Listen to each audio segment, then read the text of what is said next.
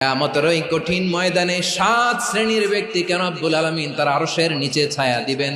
তার মধ্যে প্রথম শ্রেণীর ব্যক্তি হলো ইমামুন আদিল, যে ইনসাফের সাথে বিচার করে, যে জাস্টিস সমাজে সার্ভ করে, যে সুশাসন নিশ্চিত করে, ওই ইমামুন আদিল। আদিল শব্দটা বুঝছেন না? ইন্নাল্লাহা ইয়া'মুরু বিল আদল, পাইছেন?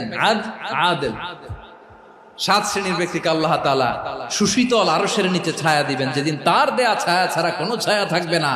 এর প্রথম হচ্ছে ইমামুন আদিল, ন্যায়পরায়ণ শাসক। চিল্লায় বলেন সুবহানাল্লাহ।